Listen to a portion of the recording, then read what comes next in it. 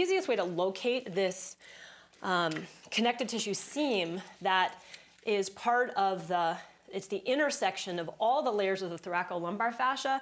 You're able to access every single muscle of the thoracolumbar fascia by massaging or mobilizing into the lateral border of the quadratus lumborum. So remember the quadratus lumborum, iliac crest, 12th thoracic vertebra, or rather 12th rib. So the lateral raphe is going to be right here on the lateral side of that. And when we rub it and do fun things with it, we influence the fluids and the tensions going into every layer of your core. And I'll talk about them when we're actually doing the cradle. But it's kind of like a shortcut. It's kind of like touch one, touch all. That's one of the things I love about it. You just touch this one spot and you get everything. And that will help us to really work on that orientation of rib cage to pelvis that you need in handstand. Because this is not a core class based on handstand. We're mostly going to be focusing on our wrists and shoulders. So this is our moment. All right, so where do you put the Courgeous balls? Well, I'm going to put them above your pelvis. And you see where my fingers are?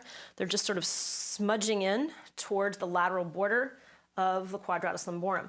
So the Courgeous balls or the Courgeous ball on a rolled up mat are not going to be touching each other because we're not trying to do a back bend here. They're going to be on either side of your waist. And you're going to have this trench. You see how my low back is in a trench between the two Courgeous balls? But we call this the Courgeous cradle or Courgeous hammock or Raphe hammock.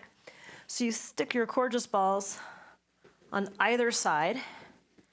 And now here's how to figure out like just the right placement.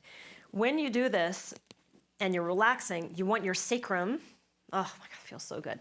Your sacrum to be able to touch the ground. So if it can't, if you're like hovering up here, the balls are too close to each other. So they need to be spread apart just a little bit more. And I can afford maybe a centimeter on each side. There we go. And so now I'm able to get a portion of my sacrum on the ground. So not the coccyx, I'm not forced into anterior tilt, but the sacrum can lay on the ground. And now the Courgeous balls are tractioning the low back. So my low back pain people, my back pain people, my friends who get menstrual cramps, this is so great for tractioning all manner of the low back and the organs within your core for relief, for relief. And you don't need to do much other than rest here and do some deep breathing into your guts, into the Courgeous balls. So we're going to add a little something something to this, which is we're going to go into the axial rocks. You'll inhale and you will anteriorly tilt and lift your lumbar spine and thoracic spine up.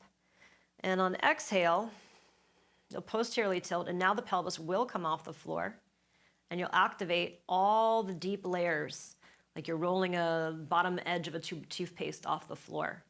And then inhale, let your pelvis come back down to the ground. Allow the spine to extend. Neck will nod. And then on exhale, looking for the deep stuff to actively help pull the pelvis away from the floor. Now my tushy is completely flaccid here, so the gluteals are not what's driving the tilts.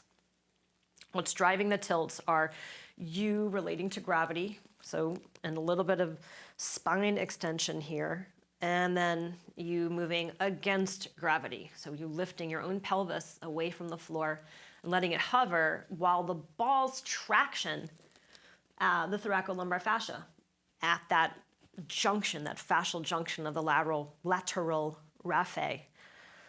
Raphe is a groove in Latin. So we're looking at this groove or this seam that really holds these layers together. So the layering that is hooked into the lateral raphe, keep doing the breathing and I'll tell you the layers. We have the transversus abdominis, the internal and external abdominal obliques. You have the latissimus dorsi. You've got the psoas and the quadratus lumborum making contributions here, but also the erector spinae and the transversus spinal muscles. So we get the stuff that we don't get multifidi fascial relationships here. It's like touch one, touch all. I love the lateral raphe.